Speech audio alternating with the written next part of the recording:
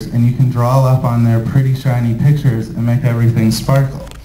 Now, the reason I really enjoy doing this for Monkey Wings is because, first of all, we wanted to create a very fun game to play.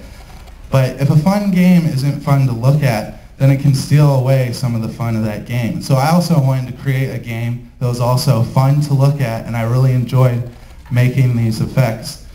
And now I'm going to pass it off to Carlos Mejeras to tell you about what he did in Monkey Wings.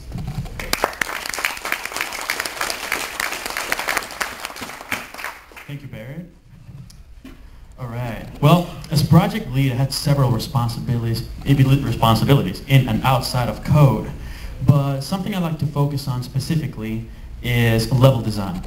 Now, when we start working on level design, we're talking about tracks in Monkey Wings. Now, originally, we were using a program called Blender. Now, essentially what we did was we copied the level that we had in the game and we put it on Blender. And then we could just mess around with it. We could add stuff to it. So we started adding planes. And these planes would represent the rings that would show up in the game. But there was kind of a problem. And the bottom line, it kind of sucked. Because, seriously, we had to position the world in the right place. They had to match both in the game and in Blender. And then you had to position the planes that represented the rings. And it took a very, very long time. And we figured if we're going to keep doing it this way, we're just not going to get enough tracks in the game. So we decided to just keep it simple. What we did was we start flying the plane around, right? And then whenever you press a button, that's where a ring would show up. It's, of course, a little bit more complicated than that. Basically, it takes the position of the plane, like over there, as you see. That's the button. Yay! There you go. Okay, the position of the place right here, right? We press the button here, or we can press the button here. And then it would save that position and where the plane is looking at into a file. The next time you play that track, that's where the rings show up, exactly in that position. So it basically became a lot easier to do tracks because you could fly through the level and add tracks, and we knew the player could fly through them because we did them that way. And then we start focusing less on how to make the code work for level tracks and start focusing on level design, such as making beautiful tracks for the ring mode that you can fly through, or separating the rings from each other so you're enticed to do tricks in arcade mode. Well, now to shift gears a little bit, we're going to talk about what we learned as a team, and for that, it's David.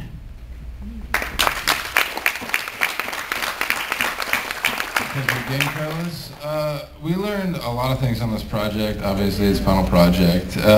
We learned more things than I could say for this entire presentation. But a few of the main things that we learned is, one, as a team, and I think also individually, we all work best under pressure, which is a bad thing.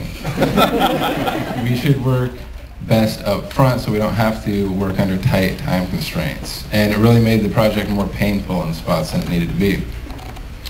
We also learned that if bad things happen, which a lot of bad things happened in this project, that you still have to just keep on going. We lost a teammate, we lost our art director, Barrett broke his arm, all our computers broke at some point. But we just kept on making the game, and it turned out really good. And I'm going to just pass it off to Barrett to go over some credits.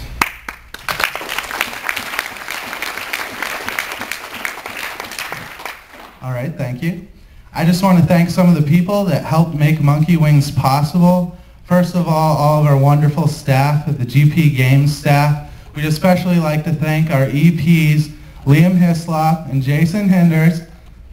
And also, we'd like to thank our art directors. We actually have two art directors, Brad Acree, and then we also have Chris Ducati.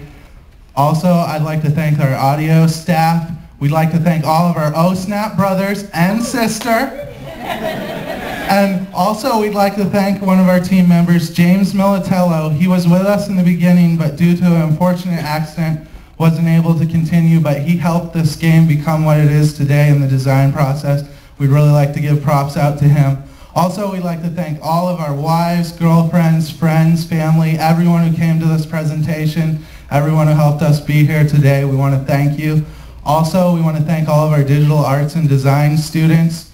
We'd also like to thank Grim Fandango for some of the music in our game, and Sonic for the ring sounds. We'd also like to thank Street Fighter 2.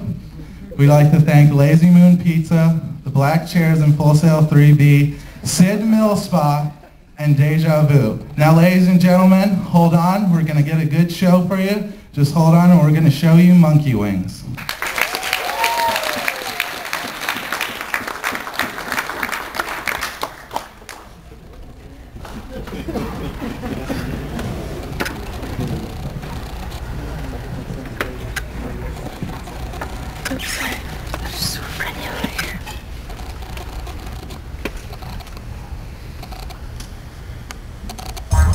All right, you hear that sweet music playing in the background?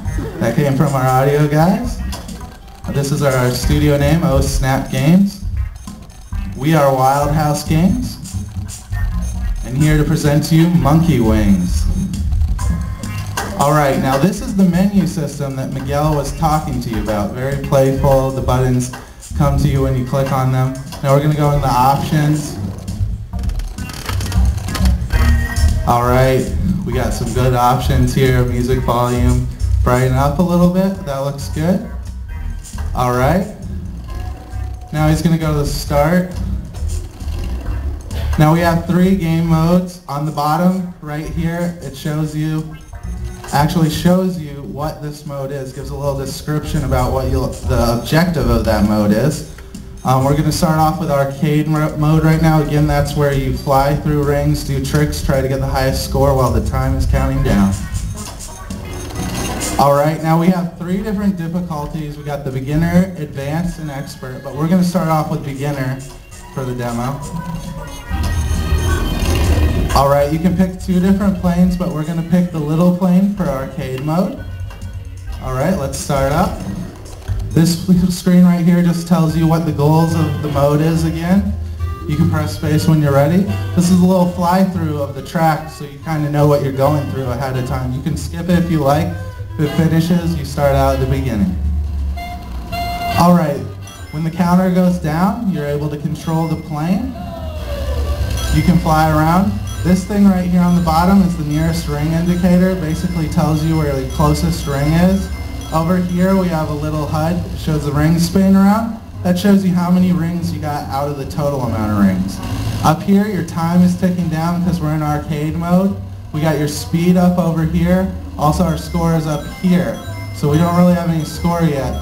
So we need to do some tricks so we can get some points. Alright. Now as you do tricks, your stress over here goes up. And when your stress goes up, you actually lose control of the plane if you get full stress. Basically, he's racking up the points right now trying to get a medal. Because you need at least a bronze medal to pass the arcade track. He just got stressed, so his plane's shaking and he can't have any control over it right now. Alright? Just flying around. He's going to go up to the rest of these rings. I think he's going to finish up the track. Alright, doing a little knife edge flight move. You can also add combos with the game so you get extra points when you mix tricks together.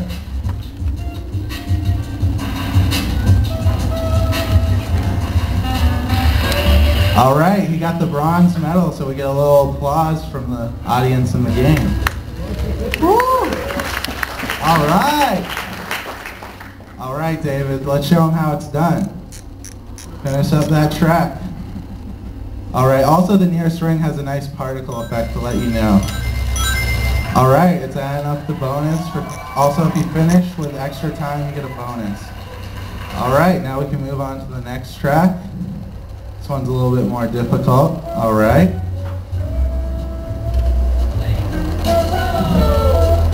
Alright, we're going to this is the pause menu right here. It actually tells you again what the objective of the mode you're in. We're actually going to go back to the main menu and show off some different modes.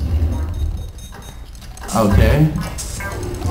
We're going to show off the ring mode now. Now ring mode is basically like a race to get through every single ring in the least amount of time. Okay, start up ring mode, David. Okay, I think we're going to try the advanced track for this one. Now each track actually has a different look. You'll get to see how this track looks now. Okay? We're actually going to pick the big yellow plane for this track. once again, telling me the objective.